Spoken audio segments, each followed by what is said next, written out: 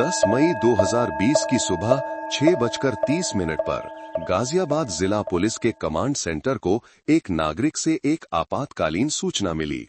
सूचना देने वाला व्यक्ति फूलपुर गांव का रहने वाला रमेश सिंह था, जो घबराई हुई हालत में रिपोर्ट कर रहा था। हेलो, क्या ये फूलपुर पुलिस चौकी है? यहाँ एक हत्या हुई है। खेत की सड़क के किनारे पानी की खाई में एक लाश पड़ी है। उसने हरे रंग की रैपिडो की जैकेट पहनी हुई है।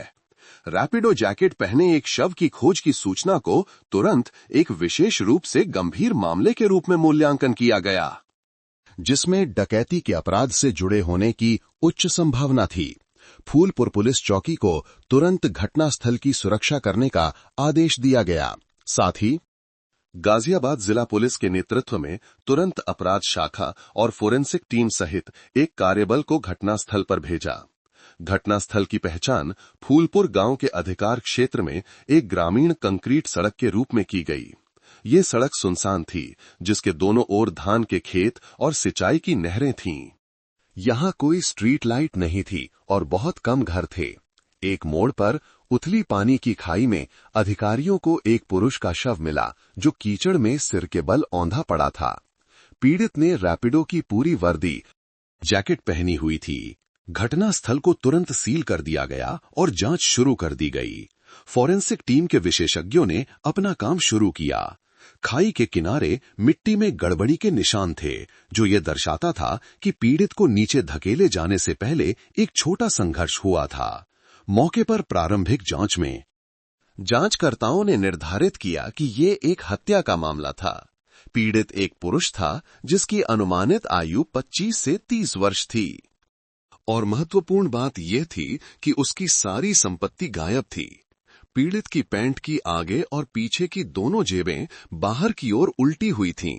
ये एक स्पष्ट संकेत था कि अपराधी ने तलाशी ली थी और संपत्ति लूट ली थी। बटुआ, पहचान पत्र और मोबाइल फोन सब गायब थे। एक तत्काल सवाल खड़ा हुआ, पीड़ित की मोटरसाइकिल कहाँ है? 500 मीटर के दायरे में तलाशी ली गई, लेकिन कोई वाहन नहीं मिला। विशेष जांच दल द्वारा सबसे प्रारंभिक और स्पष्ट परिकल्पना सामने रखी गई। ये हत्या और डकैती का मामला था। पीड़ित एक बाइक टैक्सी ड्राइवर था और अपराधी लगभग निश्चित रूप से यात्री था। उसने एक राइड बुक की, पीड़ित को देर रात या सुबह सुबह इस सुनसान खाई वाली सड़क पर निर्देशित किया। जब कोई आसपास नहीं था, तो उसने उसकी हत्या कर दी और बटुआ, फोन और मोटरसाइकिल सहित उसकी सारी संपत्ति लूट ली। फिर उसने सबूत मिटाने और खोज में देरी करने के लिए पीड़ित के शव को खाई में फेंक दिया। ये ड्राइवरों को लक्षित करने वाला एक विशेष रूप से क्रूर और पूर्व नियोजित अपराध था। मामले की जटिलता को देखते हुए गाजियाबाद जिला पुलिस ने तत्काल रिपोर्ट दी और दिल्ली पुलिस मुख्यालय ने तुरंत एक विशेष जांच दल के गठन का निर्देश दिया। दिल्ली पुलिस की अपराध शाखा PC-02 और फोरेंसिक विज्ञान प्रयोगशाला PC-09 की सबसे इलीट इकाइयों को गाजियाबाद जिला पुलिस के साथ समन्वय करने के लिए भेजा गया। पीड़ित के शव को तुरंत दिल्ली फोरेंसिक विज्ञान केंद्र में पोस्टमार्टम के लिए जाया गया, ताकि मृत्यु का सटीक कारण पता चल सके। कुछ घंटों बाद विशेष जांच दल को भेजी गई पोस्टमार्टम रिपोर्ट ने पीड़ित के भयानक अंतिम क्षणों का खुलासा किया। फोरेंसिक डॉक्टर ने निष्कर्ष निकाला कि पीड़ित की मृत्यु दम घुटने, मैकेनिकल अस्फिक्सिएशन से हुई थी। अधिक विस्तार से पीड़ित की गर्दन के चारों ओर एक गहरा नीला निशान था। निशान की विशेषताओं से पता चला कि अपराधी ने एक पतली, मजबूत रस्सी का इस्तेमाल किया था, जिसमें कसने की उच्च शक्ति थी, जैसे कि पैराशूट कॉर्ड, ब्रेक केबल या धातु का कोई पतला तार, जिसे पहले से तैयार किया गया था। ये निशान हाथों से नहीं बनाया गया था। कसने की दिशा का विश्लेषण करते हुए फोरेंसिक विशेषज्ञों ने निर्धारित किया कि अपराधी ने पीछे से हमला किया था। सबसे संभावित परिदृश्य ये था कि पीड़ित मोटरसाइकिल की सीट पर बैठा था और अपराधी पीछे बैठा था। जब बाइक सुनसान सड़क पर पहुंची, तो उसने अचानक पीड़ित की गर्दन के चारों ओर रस्सी लपेटी और अपनी पूरी ताकत से उसे कस दिया। अपराधी की क्रूरता शव पर शारीरिक संकेतों से भी स्पष्ट थी। पीड़ित की आंखें बाहर निकली हुई थीं और उसकी जीभ बाहर लटक रही थी। ये अचानक और हिंसक रूप से होने वाली दम घुटने से मौत के क्लासिक संकेत थे। पीड़ित ने कुछ भयानक मिनटों का अनुभव किया था। व्यर्थ में संघर्ष करने की कोशिश कर रहा था, फॉरेंसिक निष्कर्षों के साथ। विशेष जांच दल ने पुष्टि की कि ये एक सुनियोजित डकैती थी। अपराधी ने पहले से हथियार तैयार रखा था। अगला तत्काल मुद्दा पीड़ित की पहचान निर्धारित करना था। पीड़ित के पास कोई पहचान पत्र नहीं था। एकमात्र सुराग रैपिडो की वर्दी थी। विशेष जांच दल ने तुरंत दिल्ली में रैपिडो के प्रतिनिधि कार्यालय से संपर्क किया। उन्होंने वर्दी की प्रारंभिक पहचान की जानकारी प्रदान की और सबसे महत्वपूर्ण बात, शव की खोज का क्षेत्र फूलपुर, गाजियाबाद और मृत्यु का अनुमानित समय जो पिछली रात 9 मई को था। विशेष जांच दल ने रैपिडो से अपने पूरे सिस्टम की जांच करने का अनुरोध किया। कुछ ही घंटों में रैपिडो ने जवाब दिया। उनके सिस्टम ने एक ड्राइवर को रिकॉर्ड किया था जिसने 9 मई की शाम को फूलपुर क्षेत्र में अपनी अंतिम राइड स्वीकार की थी और फिर अचानक सिस्टम से ऑफलाइन हो गया। कोई नई राइड स्वीकार नहीं की। उसका अंतिम जीपीएस स्थान शव की खोज के क्षेत्र से मेल खाता था। पीड़ित की पहचान जल्दी से राजेश कुमार 28 वर्ष के रूप में की गई, जो मूल रूप से बिहार का रहने वाला था और वर्तमान में दिल्ली के पास गाजियाबाद में किराए पर रह रहा था। एक टीम को तुरंत राजेश के किराए के घर भेजा गया। एक दुखद दृश्य सामने आया। राजेश की पत्नी, एक युवा महिला जो अपने कुछ महीने के बच्चे को गोद में लिए हुए थी, खबर सुनकर बेहोश हो गई। उसने पुष्टि की कि उसका पति पिछली दोपहर काम पर गया था और जब उसने देर रात फोन किया तो उसका फोन बंद था। उसने सोचा कि शायद उसकी बैटरी खत्म हो गई है या वो खराब नेटवर्क वाले क्षेत्र में गाड़ी चला रहा है। जब उसे मुर्दा घर में अपने पति की पहचान करने के लिए ले जाया गया तो युवा पत्नी पूरी तरह से टूट गई। मामला, जो पहले एक अज्ञात शव का था, अब उसका एक नाम था, पीड़ित की पहचान के साथ। विशेष जांच दल ने तुरंत सबसे महत्वपूर्ण सुराग का पालन किया था। रैपिडो के सिस्टम ने राइड बुक करने वाले खाते का विवरण प्रदान किया, लेकिन जब उच्च तकनीक वाले जांचकर्ता इसमें शामिल हुए तो वे तुरंत एक दीवार से टकरा गए। Sir, reporting. उच्च तकनीक टीम के नेता ने सूचित किया, गाड़ी बुक करने वाला अकाउंट एक फर्जी अकाउंट था। ये अपराध से कुछ घंटे पहले ही बनाया गया था। पंजीकृत फोन नंबर एक प्रीपेड सिम कार्ड था जिसे पहले से ही सक्रिय कर लिया गया था और जिसे कोई पहचान पत्र दिखाकर नहीं लिया गया था और अपराध के तुरंत बाद उसे फेंक दिया गया था। इस सच्चाई ने विशेष जांच दल को झकझोर कर रख दिया। ये एक सावधानी पूर्वक तैयार की गई योजना थी। अपराधी ने एक डिस्पोजेबल सिम खरीदने, एक फर्जी खाता बनाने और जानबूझकर एक रैपिडो ड्राइवर को चुनने की गणना की थी ताकि वो पीड़ित को उस सुनसान जगह पर निर्देशित कर सके जिसे उसने चुना था। मामला एक मृत अंत में पहुंचता दिख रहा था। अपराधी ने अपने डिजिटल निशान पूरी तरह से छिपा दिए थे। उसने बाइक और फोन चुरा लिया था। सारा संपर्क टूट गया था। लेकिन अपराधी ने एक विवरण छोड़ दिया था, एक विवरण जिसे केवल फॉरेंसिक विज्ञान ही खोज सकता था। विस्तृत पोस्टमार्टम के दौरान फॉरेंसिक डॉक्टरों ने पीड़ित राजेश कुमार के नाखूनों की जांच करते हुए एक अजीब निशान की खोज की। पीड़ित ने विरोध किया था। फॉरेंसिक डॉक्टर ने बहुत दृढ़ता से पुष्टि की। जब पीछे से उसका गला घोंटा गया तो सहज रूप से उसने अपने हाथों को पीछे की ओर घुमाया, किसी भी चीज को पकड़ने और खरोचने की कोशिश की जो वो कर सकता था, और वो सफल हुआ था। पीड़ित के दाहिने हाथ की तर्जनी और मध्यमा उंगली के नाखूनों के नीचे खून से सना हुआ त्वचा का एक छोटा सा टुकड़ा फंसा हुआ था। ये अपराधी की त्वचा का टुकड़ा था। फॉरेंसिक टीम ने तुरंत विश्लेषण किया। त्वचा के उस छोटे से टुकड़े से उन्होंने हत्यारे का एक पूरा डीएनए प्रोफाइल निकालने और बनाने में कामयाबी हासिल की। ये एक बड़ी जीत थी। डीएनए के साथ गिरफ्तारी केवल समय की बात थी। तुरंत एक मिलान आदेश जारी किया गया। इस डीएनए प्रोफाइल को राष्ट्रीय आपराधिक डेटाबेस के खिलाफ चलाया गया, जहां पिछले आपराधिक रिकॉर्ड वाले लोगों के डीएनए प्रोफाइल संग्रहित किए जाते हैं। विशेष जांच दल ने अपनी सांस रोककर इंतजार किया। घंटों बाद परिणाम वापस आए। कोई मिलान नहीं मिला। एक और मृत अंत। अपराधी अपनी क्रूरता के बावजूद शायद पहली बार कोई गंभीर अपराध कर रहा था। उसका कोई पिछला आपराधिक रिकॉर्ड नहीं था। वो वास्तव में एक भूत था। कुछ दिनों के बाद मामला गतिरोध में आ गया। डिस्पोजेबल सिम का निशान ठंडा पड़ गया था और डीएनए का जैविक निशान भी किसी की पहचान नहीं कर सका। एक तनावपूर्ण बैठक में विशेष जांच दल के प्रमुख सीनियर इंस्पेक्टर अजय वर्मा ने मेज पर हाथ मारा और जांच की दिशा बदलने का एक महत्वपूर्ण निर्णय लिया। सभी जांच के रास्ते बंद हो गए हैं। हमारे पास केवल एक चीज बची है, एक भौतिक वस्तु, एक ऐसी चीज जिसे वो हमेशा के लिए छिपा नहीं सकता, क्योंकि उसका मकसद पैसा है, और वो है पीड़ित की मोटरसाइकिल। वो हीरो स्प्लेंडर राजेश की आजीविका का साधन। मेरा मानना है, इंस्पेक्टर वर्मा ने विश्लेषण किया, अपराधी ने बाइक चुराने के लिए हत्या की। उसे पैसे की जरूरत है। बहुत संभव है कि वो ड्रग्स का आदी हो या जुआरी हो। वो उस बाइक को लंबे समय तक नहीं रखेगा। उसे बेचने का तरीका खोजना होगा। यही एकमात्र धागा है जिससे हम उसे पकड़ सकते हैं। एक नई रणनीति तैयार की गई। बाइक की तलाश, अपराध शाखा PC02। दिल्ली पुलिस और गाजियाबाद जिला पुलिस के अधिकारियों सहित विशेष जांच दल के पूरे बल को जुटाया गया। एक अभूतपूर्व पैमाने पर एक व्यापक तलाशी अभियान शुरू किया गया। लक्ष्य, सभी गिरवी की दुकानें, मोटरसाइकिल मरम्मत की दुकानें, चोरी के माल के लिए बाजार और ऑनलाइन पुरानी बाइक खरीदने और बेचने वाले समूह।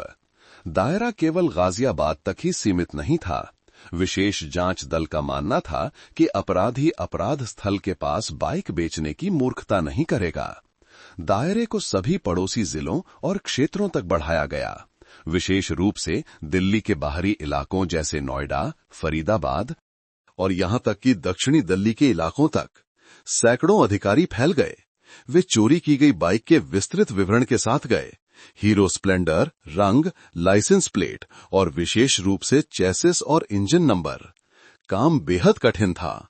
उन्हें गिरवी की दुकानों की हजारों पंजीकरण पुस्तकों की जांच करनी पड़ी। पुरानी बाइक के गोदामों में छानबीन करनी पड़ी। 1 सप्ताह बीत गया, कोई परिणाम नहीं मिला। कई गिरवी की दुकान के मालिक फंसने के डर से जानकारी छिपाने या झूठी रिपोर्ट देने की कोशिश की। अधिकारियों को मनाने और डराने धमकाने सहित विभिन्न जांच तकनीकों का उपयोग करना पड़ा। 2 सप्ताह बीत गए। मामला अभी भी अटका हुआ था। विशेष जांच दल थकने लगा था। ये संभव था कि अपराधी ने बाइक को पुर्जों के लिए अलग कर दिया हो या उसे बेचने के लिए किसी दूर के राज्य में ले गया हो। और फिर ठीक जब उम्मीद लगभग खत्म हो गई थी, एक महत्वपूर्ण मोड़ आया। 24 मई की दोपहर को, अपराध के 14 दिन बाद, विशेष जांच दल की हॉटलाइन पर एक कॉल आई। फोन करने वाला ललित गुप्ता था, जो दक्षिणी दिल्ली में एक गिरवी की दुकान का मालिक था। श्री गुप्ता की आवाज में थोड़ी चिंता थी। हेलो, क्या आप लोग उस मारे गए रैपिडो ड्राइवर की हीरो स्प्लेंडर बाइक की तलाश कर रहे हैं? मैं कुछ दिनों से अखबार में पढ़ रहा हूं और ये वैसी ही लगती है। मुझे संदेह है कि मैंने पिछले हफ्ते जो बाइक खरीदी थी वो वही है। अधिकारियों के दिल धड़कने लगे।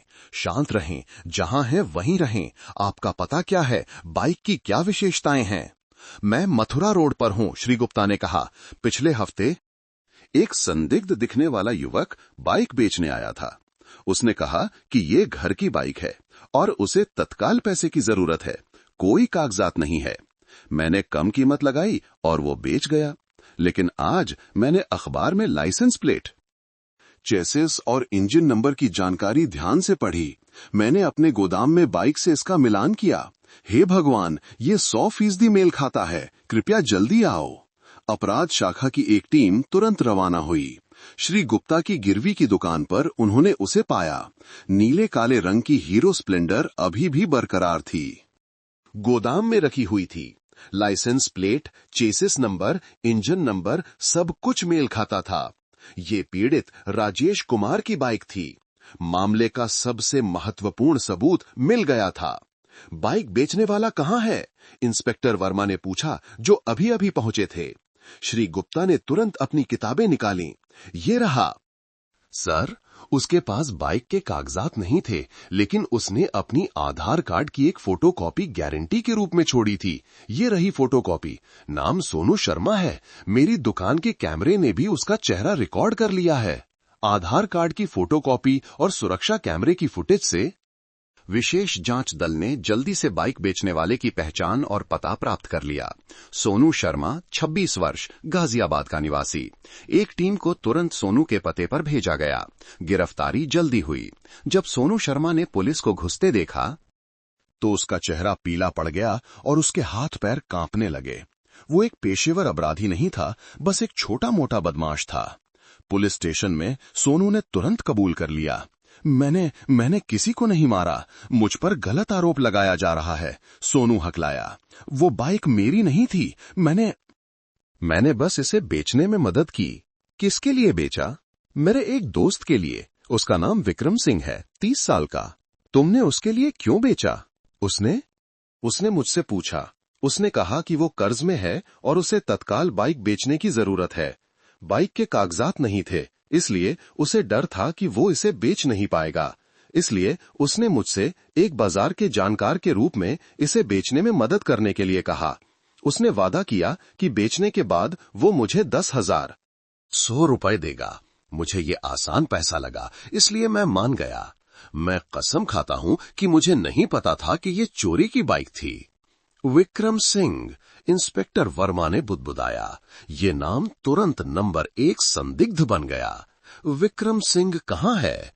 वो मेरे पास ही एक किराए के कमरे में रहता है, गाजियाबाद में, एक चौल के पास। सब कुछ स्पष्ट हो गया।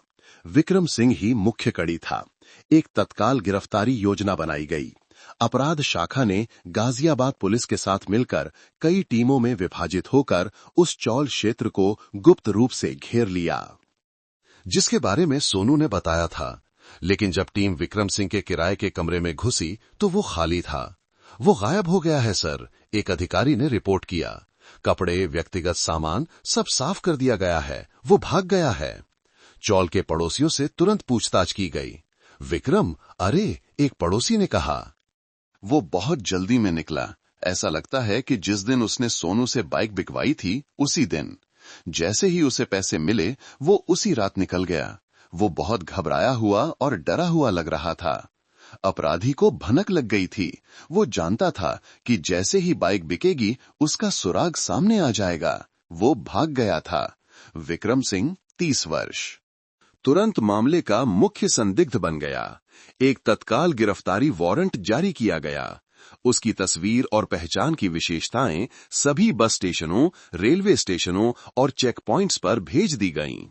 विशेष जांच दल का मानना था कि उसे अभी-अभी बाइक बेचने से कुछ पैसे मिले हैं और ये बहुत संभव है कि वो उस पैसे का उपयोग छिपने या किसी दूसरे राज्य में जाने के लिए करेगा।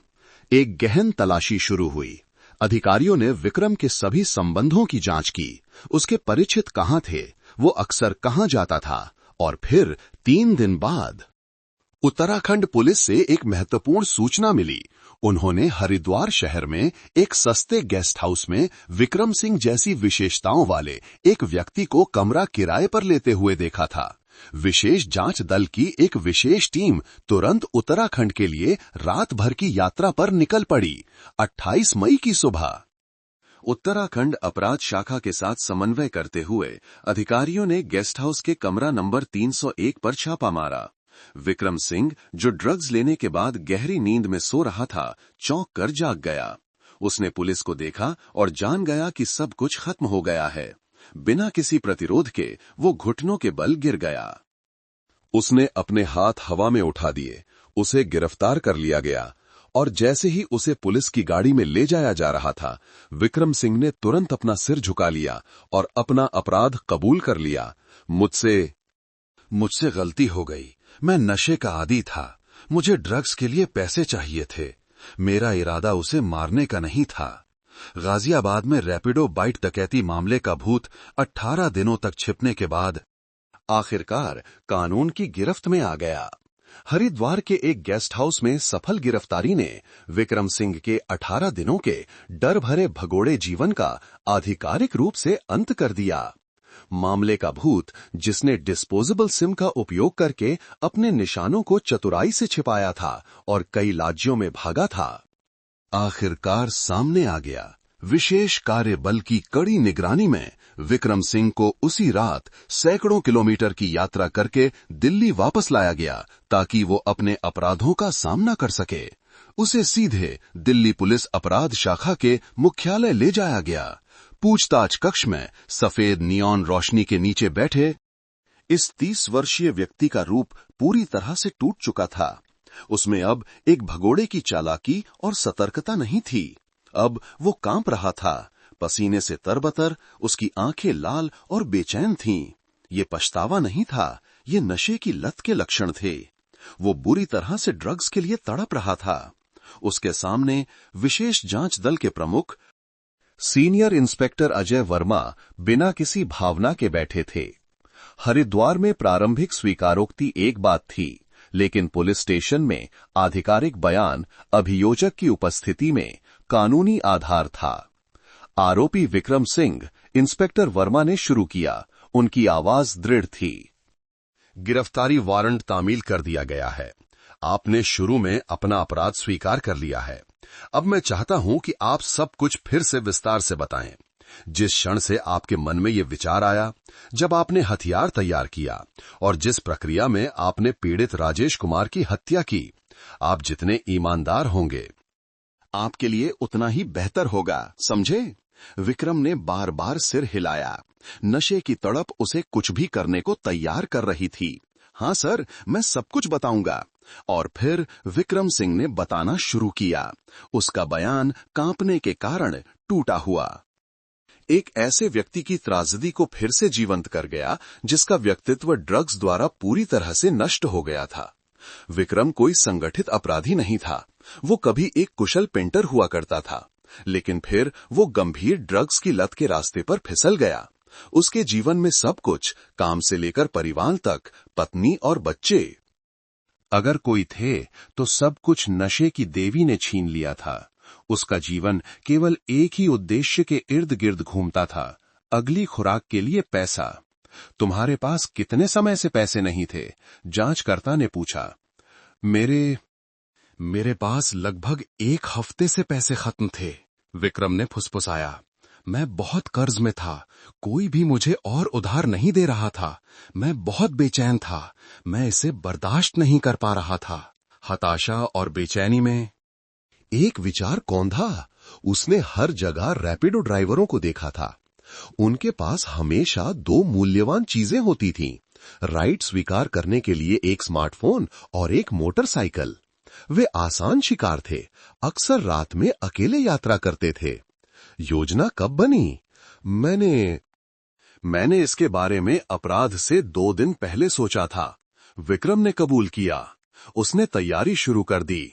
सबसे पहले वो एक पुरानी मोबाइल की दुकान पर गया और एक पहले से सक्रिय डिस्पोजेबल सिम कार्ड खरीदा। वो जानता था कि वो अपने असली नंबर का उपयोग नहीं कर सकता। अगला, उसे एक हथियार की जरूरत थी। वो चाकू का उपयोग करने से डरता था, खून से डरता था, पीड़ित के प्रतिरोध से डरता था। उसे कुछ ऐसा चाहिए था जिससे वो पीछे से काबू पा सके। उसने एक पुरानी साइकिल के ब्रेक केबल का इस्तेमाल किया। एक ऐसा टुकड़ा काटा जो कसने के लिए पर्याप्त लंबा हो। फिर स्थान का चयन। उसने कुछ समय के लिए गाजियाबाद क्षेत्र में एक पेंटर के रूप में काम किया था। वो फूलपुर गांव में खाई वाली सड़क को अच्छी तरह से जानता था। वो जानता था कि वहां कोई रोशनी नहीं थी, कोई घर नहीं था और रात में बिल्कुल सुनसान था। ये एकदम सही अपराध स्थल था। 9 मई की रात को उसकी नशे की तड़प चरम पर थी। वो जानता था कि वो और इंतजार नहीं कर सकता। उसने अपने पुराने कीपैड फोन का इस्तेमाल किया। उसमें डिस्पोजेबल सिम डाला। उसने एक फर्जी रैपिडो खाता बनाया। उसने तुरंत राइड बुक नहीं की। उसने बस से गाजियाबाद से फूलपुर क्षेत्र के पास तक की यात्रा की। फिर उसने ऐप खोला और एक राइड बुक की। उसने जानबूझकर गंतव्य को फूलपुर गांव की खाई वाली सड़क के रूप में सेट किया। सिस्टम ने बताया कि ड्राइवर राजेश कुमार ने राइड स्वीकार कर ली है। जब राजेश तुम्हें लेने आया तो क्या उसे कोई शक हुआ? नहीं सर, विक्रम ने सिर हिलाया। मैंने कहा कि मैं गांव में एक परिचित के घर जा रहा हूं। वो वो खुश मिजाज था। उसने मुझसे ये भी पूछा कि मैं इतनी देर से क्यों लौट रहा हूं। हीरो स्प्लेंडर चलने लगी। राजेश, जिसे कोई शक नहीं था, अपने हत्यारे को मौत की सड़क पर ले जा रहा था। जब बाइक मुख्य सड़क से खेतों के किनारे की कंक्रीट सड़क पर मुड़ी, तो चारों ओर केवल अंधेरा और झिंगरों की आवाज थी। विक्रम का दिल जोर से धड़क रहा था। मैं बहुत डरा हुआ था, लेकिन नशे की तड़प मुझे उकसा रही थी। जब वे उस सबसे सुनसान मोड़ पर पहुंचे जिसे उसने पहले ही चुन लिया था, विक्रम चिल्लाया, भाई, बाइक रोको। मैं यहीं उतरूंगा। राजेश ने सहज रूप से गति धीमी की और ब्रेक लगाया, और उसी क्षण पीछे की सीट पर बैठे विक्रम ने ब्रेक केबल निकाला, जिसे उसने अपनी जैकेट की जेब में पहले से ही एक फंदा बनाकर रखा था। उसने उसे राजेश की गर्दन के चारों ओर लपेट दिया। मैंने उसे कस दिया। विक्रम ने आंखें बंद करके याद किया। मैंने अपनी पूरी ताकत से उसे कस दिया। राजेश कुमार अचानक हुए हमले से केवल एक घुटने की आवाज निकाल सका, लेकिन जीवित रहने की प्रवृत्ति जाग उठी। उसने विरोध किया। विक्रम ने कबूल किया। उसकी आवाज में अभी भी डर था। वह तुरंत नहीं मरा। उसने हैंडल बार छोड़ दिया। उसने अपने दोनों हाथों को पीछे की ओर घुमाया। उसने मेरी गर्दन पर, मेरे हाथों पर खरोचा। उसने रस्सी को हटाने की कोशिश की। मोटरसाइकिल पर ही एक भयानक संघर्ष हुआ। दोनों सड़क पर गिर गए। विक्रम अपने पागलपन में पीड़ित के ऊपर चढ़ गया और कसता रहा। वो मजबूत था। राजेश अपने अंतिम प्रयासों में खरोंचता रहा, और फिर सब कुछ शांत हो गया। राजेश गतिहीन पड़ा था। विक्रम हाँफ रहा था। वो जानता था कि उसने एक व्यक्ति को मार डाला है। उसके बाद तुमने क्या किया? मैं डर गया था। मुझे लाश को छिपाना था। मैंने उसे खींचा। मैंने उसे पानी की खाई में फेंक दिया, और फिर मैंने उसकी जेबें खंगाली। मैंने बटुआ और फोन लिया। फिर मैंने बाइक स्टार्ट की और भाग गया। विक्रम ने कबूल किया। वो उस रात गाजियाबाद से भागकर अपने किराए के कमरे में वापस आ गया। वो कांप रहा था, डरा हुआ था, लेकिन एक बड़ा काम करने के बाद एक अजीब सा नशा भी था। अगली सुबह पहली चीज जो उसने की, वो राजेश का फोन बेच दिया, जिससे उसे कुछ हजार रुपए मिले। उसने तुरंत ड्रग्स खरीदने के लिए चला गया। वो जानता था कि मोटरसाइकिल एक मुसीबत थी। वो उसे खुद बेचने की हिम्मत नहीं कर सकता था, क्योंकि उसके पास कागजात नहीं थे और उसे पकड़े जाने का डर था। उसने तुरंत सोनू शर्मा के बारे में सोचा, जो एक साथी बदमाश था और बाइक दलाली का काम करता था। उसने सोनू को फोन किया, उसे 10,000 रुपए का वादा किया और जल्दी से बेचने में मदद करने के लिए कहा। जैसे ही सोनू बाइक बेचकर पैसे लेकर लौटा, विक्रम ने तुरंत अपना सामान पैक कर लिया। वो जानता था कि पुलिस जल्द ही या बाद में बाइक का पता लगा लेगी। उसे भागना था।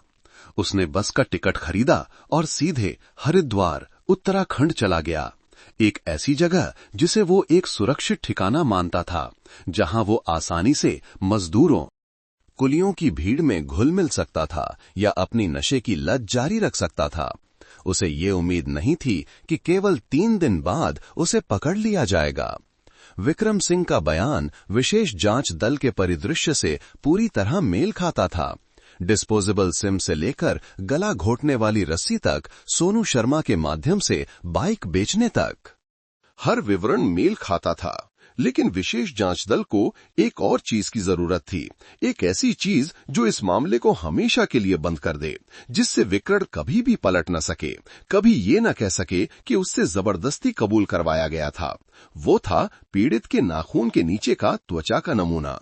तुरंत फोरेंसिक विशेषज्ञों ने विक्रम सिंह का डीएनए नमूना लिया। उन्होंने उसके मुंह के अंदरूनी हिस्से पर एक रुई का फाहा रगड़ा। विक्रम का डीएनए नमूना तुरंत सील कर दिया गया और फोरेंसिक विज्ञान प्रयोगशाला, गृह मंत्रालय को विश्लेषण के लिए भेजा गया। अनुरोध पीड़ित राजेश कुमार के नाखूनों के नीचे पाए गए अज्ञात डीएनए नमूने के साथ मिलान करने का था। पूरा विशेष जांच दल अपनी सांस रोककर इंतजार कर रहा था, और केवल 24 घंटों के बाद परिणाम वापस आ गए। इंस्पेक्टर वर्मा की मेज पर रखी गई फोरेंसिक रिपोर्ट में स्पष्ट रूप से कहा गया है, आरोपी विक्रम सिंह के मुंह के श्लेष्म से प्राप्त डीएनए नमूना पीड़ित राजेश कुमार के नाखूनों के नीचे मिली त्वचा के टुकड़े से प्राप्त डीएनए नमूने से पूरी तरह मेल खाता है। 100%। विज्ञान ने बोल गया था। पीड़ित ने अपने जीवन के अंतिम क्षणों में अपने दुश्मन की पहचान कर ली थी। व्यक्तिपरक स्वीकारोक्ति और वस्तुनिष्ठ फॉरेंसिक परिणाम एक हो गए थे। 18 दिनों और रातों के तनाव के बाद मामला आधिकारिक तौर पर सुलझ गया था। विक्रम सिंह के विस्तृत कबूलनामे ने बिल्कुल मेल खाते डीएनए विश्लेषण के परिणाम के साथ मिलकर सबूतों का एक अटूट शिकंजा बना दिया। विशेष जांच दल जो पहले गतिरोध में था, अब उसके पास गवाह, विक्रम का कबूलनामा, गिरवी की दुकान के बयान और भौतिक साक्ष्य, मोटरसाइकिल, त्वचा का टुकड़ा, डीएनए परिणाम दोनों थे। मामला अनिवार्य रूप से सुलझ गया था। हालांकि आपराधिक प्रक्रिया में मामले की फाइल को अभियोजक को सौंपते समय पूर्ण निष्पक्षता और मजबूती सुनिश्चित करने के लिए विशेष जांच दल ने एक अंतिम महत्वपूर्ण जांच कदम उठाने का फैसला किया। अपराध स्थल का पुनर्निर्माण। ये एक अनिवार्य कदम था। एक आरोपी का बयान चाहे कितना भी विस्तृत हो, व्यक्तिपरक रहता है केवल जब वो अपराध स्थल पर अपने आपराधिक कृत्यों को फिर से दोहराता है और हर विवरण अपराध स्थल के सबूतों से मेल खाता है, तभी आरोप पत्र वास्तव में इतना मजबूत होता है कि अदालत में उसे पलटा नहीं जा सकता। कुछ दिनों बाद दिल्ली के लोक अभियोजक कार्यालय द्वारा अपराध स्थल के पुनर्निर्माण के आदेश को मंजूरी दे दी गई। विक्रम सिंह को धारीदार कैदी की वर्दी में गाजियाबाद के फूलपुर गांव वापस ले जाया गया।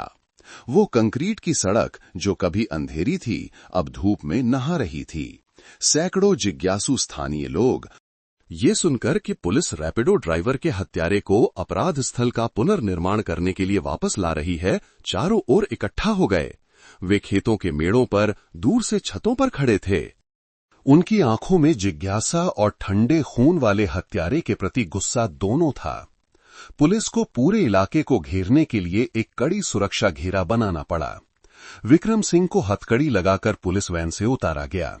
वो दुबला पतला था, उसकी आंखें धसी हुई और सुस्त थीं, जो हिरासत में कई दिनों तक नशे से दूर रहने का परिणाम था।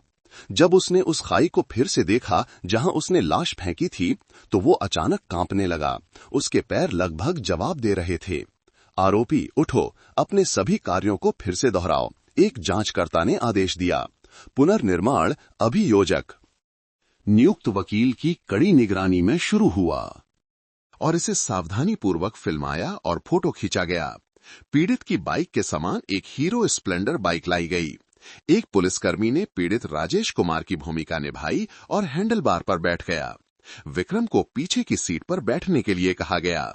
जब बाइक इस मोड़ पर पहुंची तो तुमने क्या किया? विक्रम ने, जिसके हाथ हथकड़ी में कांप रहे थे, अपने कार्यों का वर्णन किया। वो चिल्लाया, भाई, बाइक रोको। जैसे ही बाइक रुकी, उसे एक प्रॉप के रूप में एक रस्सी दी गई। उसे उस भयानक कृत्य को फिर से दोहराना पड़ा। रस्सी को पुलिसकर्मी की गर्दन के चारों ओर लपेटना, जिसे सुरक्षा दी गई थी, और पीछे से जोर से कसने की क्रिया करना। उसके बाद क्या हुआ? उसके बाद हम दोनों सड़क पर गिर गए। विक्रम ने बुदबुदाया। उसे गिरने का दृश्य दोहराना पड़ा। वो दृश्य जहां वो पीड़ित के ऊपर चढ़ गया, जिसे अब एक पुतले से बदल दिया गया था, और तब तक कसता रहा जब तक कि पीड़ित गतिहीन नहीं हो गया। उसे ये भी दोहराना पड़ा कि कैसे पीड़ित ने विरोध करने की कोशिश की। उसके हाथों पर खरोचा। अगला था सबूत मिटाने का कार्य। आरोपी, तुमने पीड़ित को कहां खींचा? विक्रम को अपनी कैदी की वर्दी में झुककर पुतले को पकड़ना पड़ा और उसे सड़क के बीच से घास के किनारे से खींचकर पानी की खाई में फेंकना पड़ा। जिस स्थान पर उसने उसे फेंका था, वो उस स्थान से पूरी तरह मेल खाता था जहां किसान रमेश सिंह ने शव की खोज की थी। अंत में उसने पुतले की पैंट की जेबों को उलट में बटुआ और फोन निकालने का दृश्य दोहराया। फिर तुमने क्या किया? मैंने बाइक स्टार्ट की और भाग गया। उसे खुद मोटरसाइकिल पर चढ़ना, उसे स्टार्ट करना और दूर चलाना पड़ा, उस रास्ते को दोहराते हुए जिस पर वो अपराध स्थल से भागा था। पूरी पुनर्निर्माण प्रक्रिया, हर क्रिया, हाव भाव और शब्द को रिकॉर्ड किया गया। और सब कुछ उसके प्रारंभिक कबूलनामे के साथ साथ अपराध स्थल पर एकत्र किए गए सबूतों, शव की स्थिति, संघर्ष के निशान और फोरेंसिक परिणाम पीछे से दम घुटना 100% मेल खाता था। पुनर्निर्माण समाप्त हो गया। विक्रम सिंह को वापस पुलिस वैन में ले जाया गया। पीछे भीड़ के ताने और गालियां गूंज रही थीं। फांसी दो, इस नशेड़ी को फांसी दो। अपराध स्थल पुनर्निर्माण की रिपोर्ट के साथ कबूलनामे, डीएनए विश्लेषण के परिणाम और सबूत के तौर पर मोटरसाइकिल के साथ विशेष जांच दल के पास एक अकाट्य मामला था। विशेष जांच दल के प्रमुख सीनियर इंस्पेक्टर अजय वर्मा ने आधिकारिक तौर पर जांच निष्कर्ष रिपोर्ट पर हस्ताक्षर किए।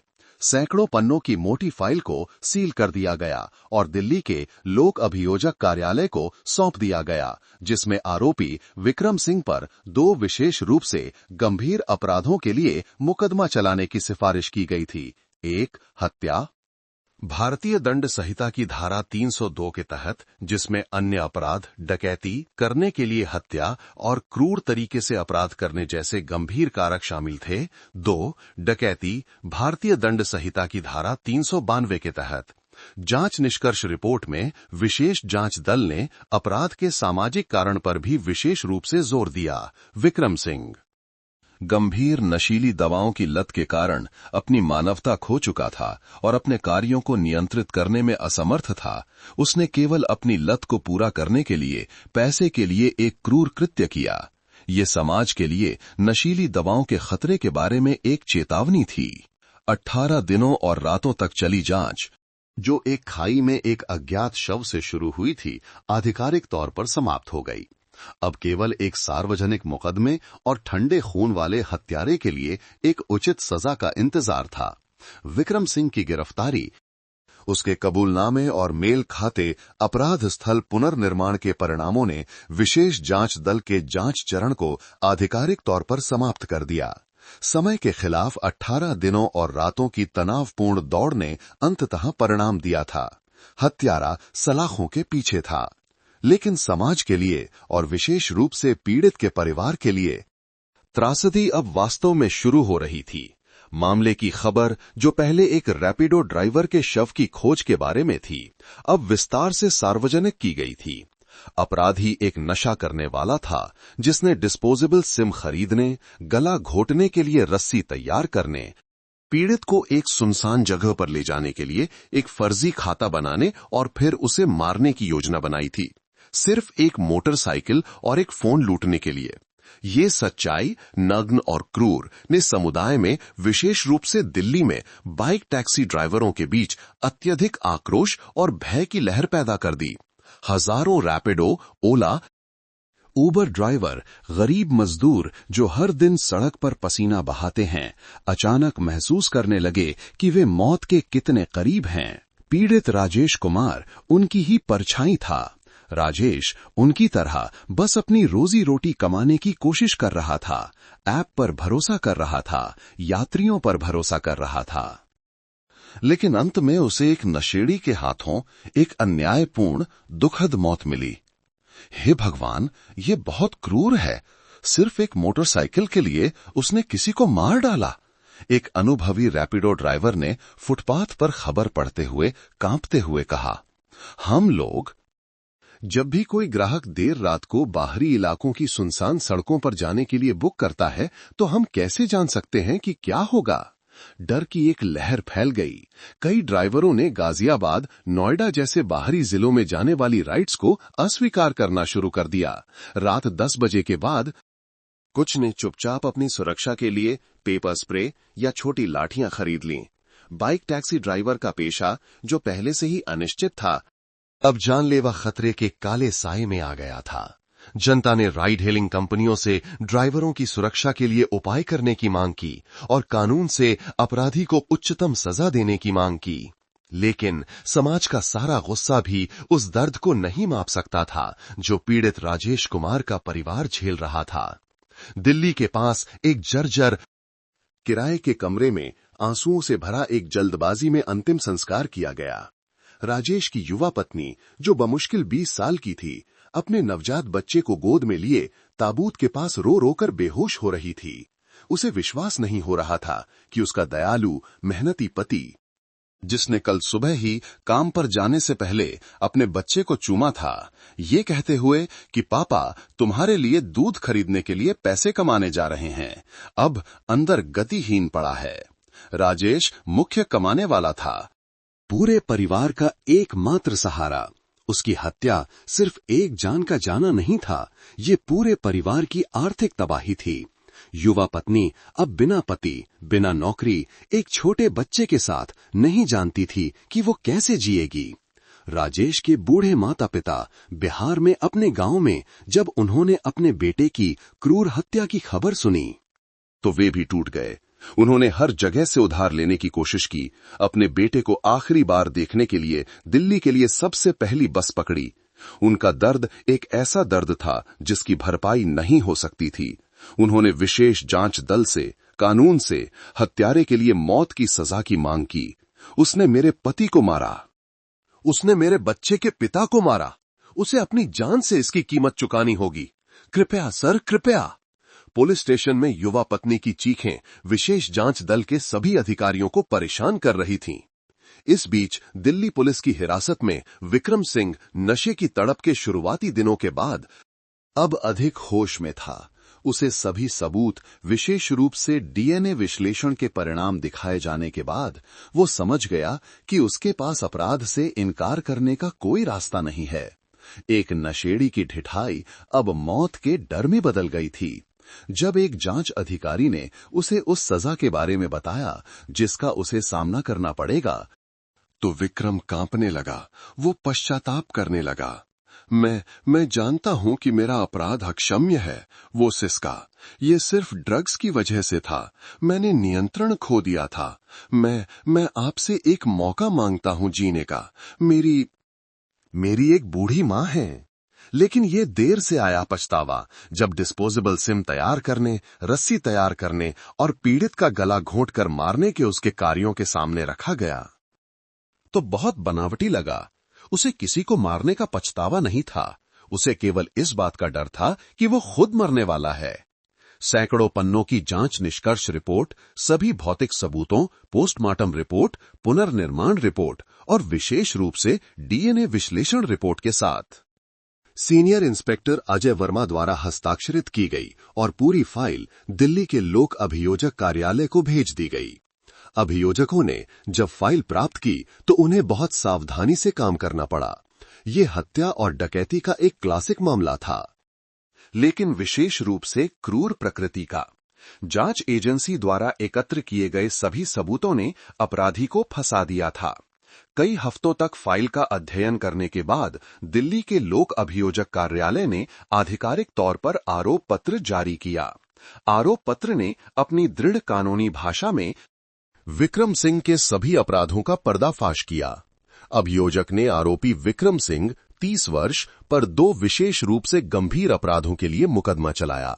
1 हत्या, भारतीय दंड संहिता की धारा 302 के प्रावधानों के अनुसार। 2 डकैती, भारतीय दंड संहिता की धारा 392 के प्रावधानों के अनुसार। आरोप पत्र ने उन गंभीर कारकों को भी स्पष्ट रूप से रेखांकित किया जिन्होंने विक्रम के अपराध को सबसे गंभीर मामलों में से एक बना दिया, जिसमें सुधार की कोई गुंजाइश नहीं थी। किसी अन्य अपराध को करने के लिए हत्या।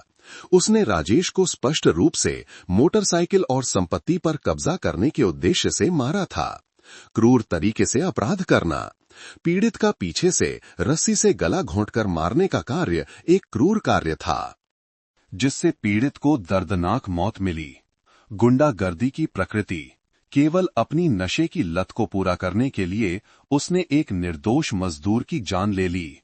इन अपराधों और गंभीर कारकों के साथ अभियोजक द्वारा अदालत के समक्ष प्रस्तावित सजा लगभग निश्चित रूप से उच्चतम दंड होगी। आरोप पत्र विक्रम सिंह को दिया गया। जब उसने उच्चतम दंड के प्रस्ताव वाले शब्दों को पढ़ा तो हत्यारा पूरी तरह से टूट गया। पूरा दिल्ली, विशेष रूप से बाइक टैक्सी ड्राइवरों का समुदाय और पीड़ित का परिवार अब केवल एक दिन का इंतजार कर रहा था। वो दिन जब दिल्ली की सत्र अदालत सार्वजनिक मुकदमा खोलेगी। वो दिन जब विक्रम सिंह को अपने अक्षम्य अपराध की कीमत चुकानी होगी। सांस रोक देने वाले पीछा।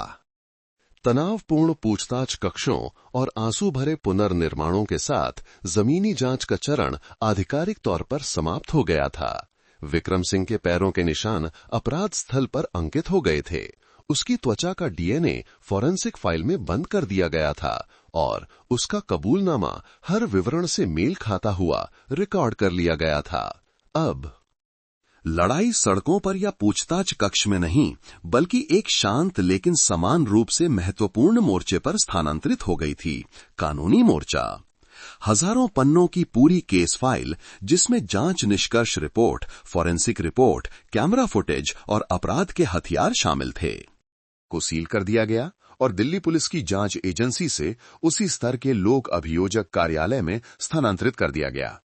अभियोजकों ने, जो राज्य की ओर से अभियोजन का अधिकार रखते हैं, जब फाइल प्राप्त की तो वे भी एक इतनी सावधानी पूर्वक गणना की गई ठंडे खून वाली साजिश से स्तब्ध हुए बिना नहीं रह सके।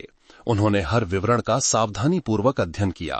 उन्होंने पुनर्निर्माण का वीडियो देखा, जहां विक्रम सिंह ने पीड़ित का गला घोंटने, लाश को खींचने और फिर शांति से बाइक बेचने के लिए चले जाने का दृश्य दोहराया था। कई हफ्तों के गहन अध्ययन, हर विवरण को बार बार परखने, हर बयान का मिलान करने के बाद दिल्ली के लोक अभियोजक कार्यालय ने आधिकारिक तौर पर आरोप पत्र जारी किया।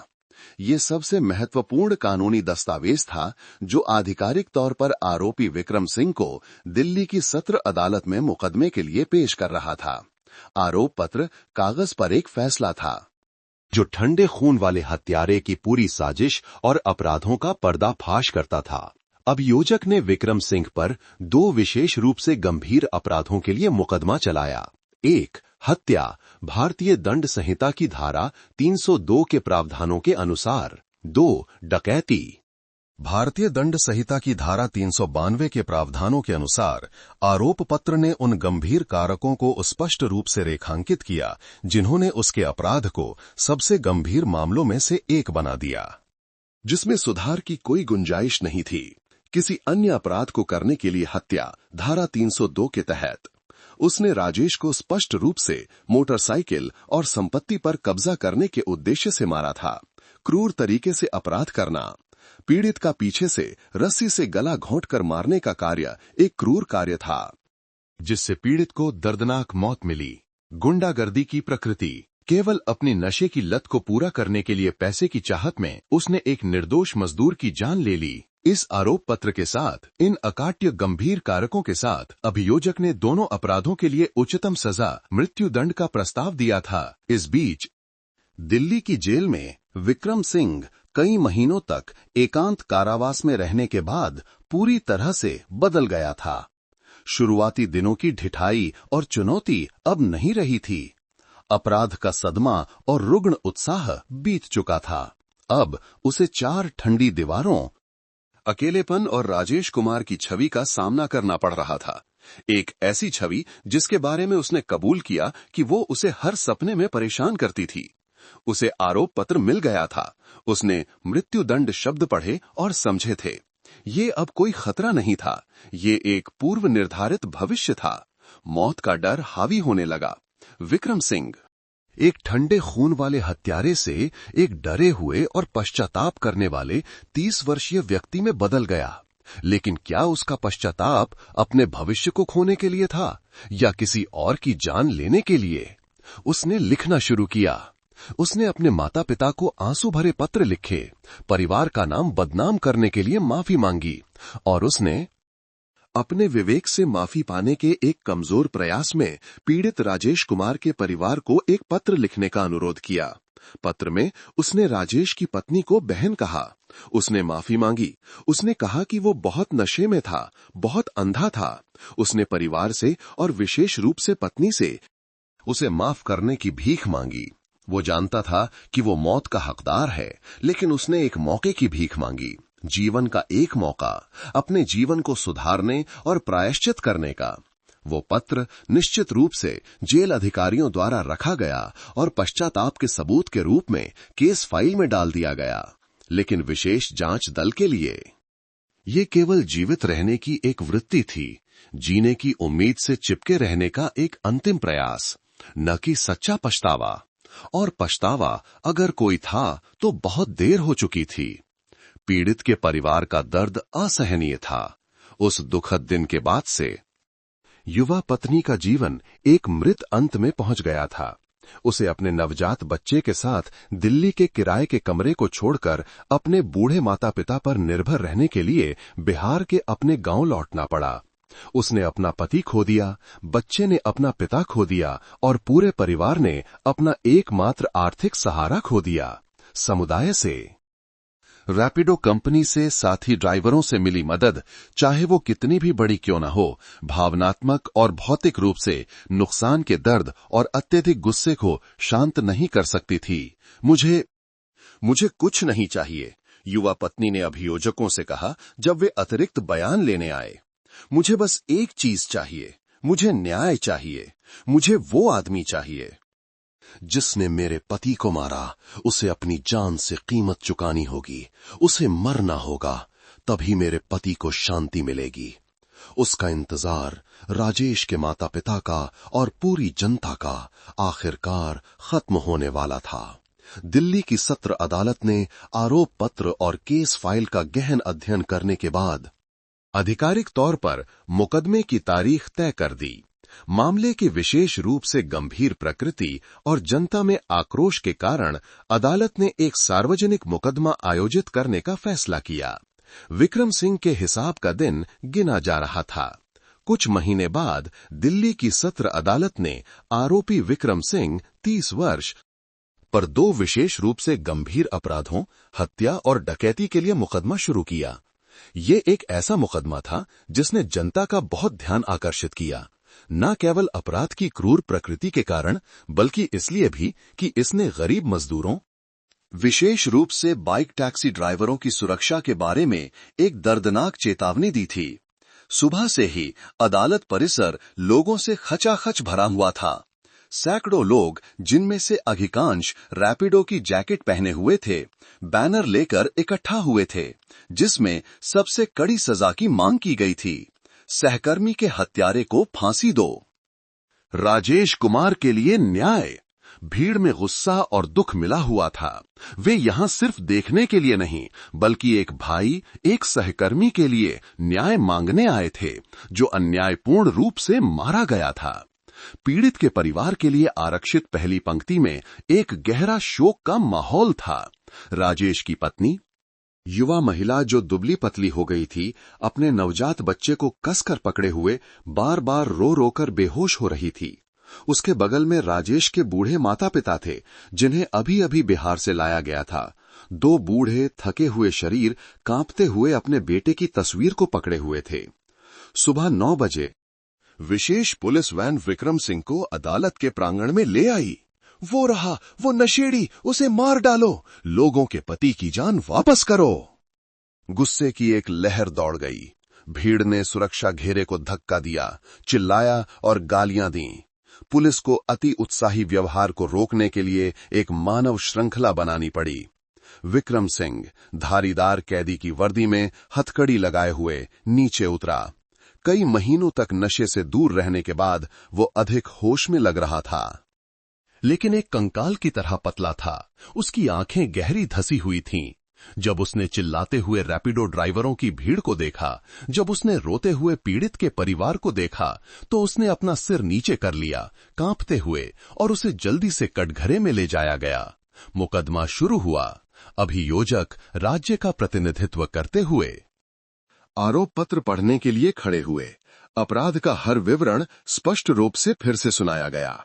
डिस्पोजेबल सिम खरीदने की योजना, गला घोंटने वाली रस्सी की तैयारी, फर्जी खाता बनाने का कार्य, घातक कॉल और क्रूर कार्य, पीड़ित का पीछे से गला घोंटना, लाश को खींचना, उसे खाई में फेंकना, बाइक लूटना और फिर उसे सिर्फ अपनी लत को पूरा करने के लिए पैसे के लिए बेचना। पूरा कोर्ट रूम, हालांकि अखबारों के माध्यम से पहले से ही जानता था, फिर भी कांपने और गुस्सा करने से खुद को नहीं रोक सका। जब अदालत ने पूछताछ की तो विक्रम सिंह ने अब और गोलमोल जवाब नहीं दिए। अकाट्य सबूतों का सामना करते हुए विशेष रूप से बिल्कुल मेल खाते डीएनए विश्लेषण के परिणाम के साथ विक्रम ने अपने सभी आपराधिक कृत्यों को स्वीकार कर लिया।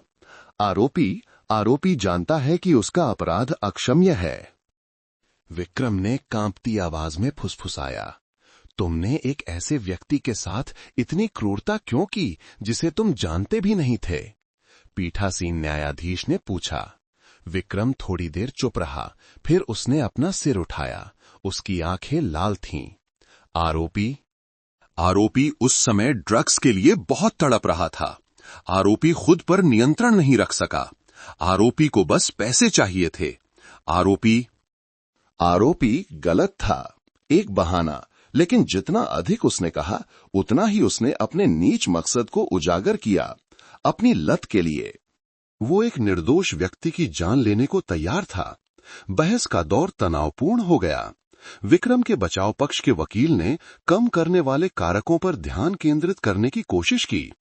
आरोपी ने ईमानदारी से कबूल किया था, पश्चाताप दिखाया था, जैसा कि माफी पत्र में व्यक्त किया गया था, और विशेष रूप से इस बात पर जोर देने की कोशिश की कि आरोपी ने नशीली दवाओं पर निर्भरता की स्थिति में अपराध किया था, नियंत्रण की क्षमता खो दी थी।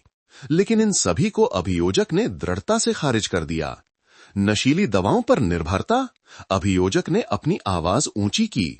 आरोपी ने नियंत्रण खो दिया था। लेकिन वो डिस्पोजेबल सिम खरीदने की योजना बनाने के लिए पर्याप्त होश में था, रस्सी तैयार करने के लिए पर्याप्त होश में था, एक फर्जी खाता बनाने और एक सुनसान जगह चुनने के लिए पर्याप्त होश में था, और ये जानने के लिए पर्याप्त होश में था कि छिपाने के लिए किसी और के माध्यम से बाइक कैसे बेची जाए। ये नियंत्रण खोने का कार्य नहीं है, उन्होंने जोर दिया। ये एक जानबूझकर की गई योजना थी जिसकी सावधानी पूर्वक गणना की गई थी। भले ही मकसद ड्रग्स खरीदना था, विक्रम सिंह का कार्य केवल हत्या और डकैती नहीं है। ये एक क्रूर, अमानवीय कार्य है जो कानून और मानव जीवन के प्रति अत्यधिक अवमानना दिखाता है। आरोपी द्वारा किए गए परिणाम अभियोजक पीड़ित के परिवार की ओर मुड़ा, अपरिवर्तनीय है। पीड़ित राजेश कुमार एक परिवार का सहारा, अन्यायपूर्ण रूप से मारा गया। एक युवा पत्नी ने अपना पति खो दिया। एक नवजात शिशु ने हमेशा के लिए अपना पिता खो दिया। सबसे कड़ी सजा लागू करना आवश्यक है। आरोपी को समाज से स्थायी रूप से हटाना, निवारण सुनिश्चित करने और पीड़ित के परिवार को न्याय दिलाने के लिए अभियोजक ने दोनों अपराधों के लिए संयुक्त रूप से उच्चतम सजा का प्रस्ताव दिया, मृत्युदंड। पूरा कोर्ट रूम जैसे सांस रोककर खड़ा हो गया। राजेश की पत्नी अपने पति का नाम लेकर रो पड़ी। बाहर रैपिडो ड्राइवरों की भीड़ में एक साथ तालियां बजाईं। जब उसे अंतिम शब्द कहने का मौका दिया गया तो विक्रम सिंह कांप रहा था। वो पीड़ित के परिवार की ओर मुड़ा। आरोपी परिवार से माफी मांगता है। आरोपी बहन से माफी मांगता है। आरोपी जानता है कि उसका अपराध मौत के लायक है। आरोपी केवल परिवार से अपनी गलती के लिए माफी मांगता है। एक माफी जो बहुत देर हो चुकी थी और जिसकी भरपाई नहीं हो सकती थी। एक लंबे विचार विमर्श के बाद अदालत वापस लौटी। पीठासीन न्यायाधीश ने फैसला सुनाने के लिए खड़े हुए। अदालत का मानना है कि आरोपी विक्रम सिंह का कार्य विशेष रूप से गंभीर है। केवल अपनी नशीली दवाओं की लत को पूरा करने के लिए पैसे की चाहत में आरोपी ने एक विस्तृत योजना बनाई और बेरहमी से पीड़ित राजेश कुमार की जान ले ली।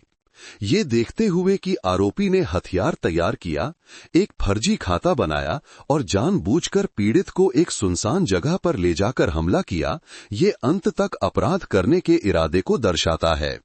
आरोपी का कार्य न केवल कानून का गंभीर उल्लंघन है, बल्कि सामाजिक नैतिकता का भी गंभीर उल्लंघन है, जिससे जनता में भय और आक्रोश पैदा हुआ है।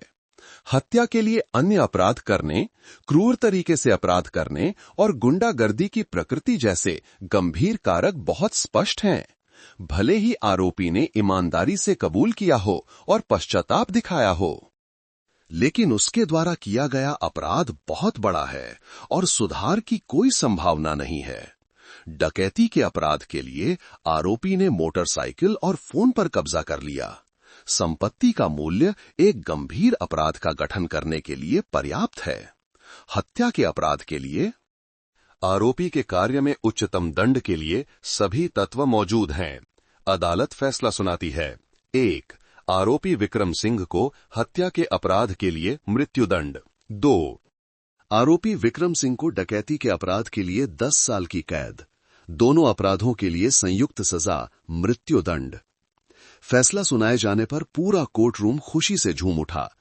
राजेश की पत्नी ने मृत्युदंड शब्द सुनकर अपने पति की तस्वीर को गले से लगा लिया और फूट फूट कर रोने लगी। न्याय आखिरकार मिल गया था। बाहर भीड़ खुशी से चिल्ला रही थी। विक्रम सिंह ने मौत की सजा सुनकर गिर पड़ा। उसे पुलिस ने उठाया और वैन की ओर खींच कर ले गई। मुकदमा समाप्त हो गया। एक नशेड़ी को अपने अपराध की सबसे बड़ी कीमत चुकानी पड़ी, लेकिन त्रासदी बनी रही। पीड़ित के परिवार का दर्द और एक नवजात शिशु की छवि जो हमेशा के लिए अपने पिता को खो चुकी है। समाज में एक ऐसा घाव रहेगा जो कभी नहीं भरेगा। आप सब कहां से हैं, हमें कमेंट में जरूर बताइए। आपको ये कहानी कैसी लगी? अपने विचार भी हमारे साथ साझा करें। हमारी यही कामना है कि आप सब जहां भी रहें हमेशा सुरक्षित और सकुशल रहें। अगर आपके पास भी कोई ऐसी ही दिलचस्प कहानी है तो उसे हम सबके साथ साझा करें। हमें आपकी कहानियां सुनने का इंतजार रहेगा।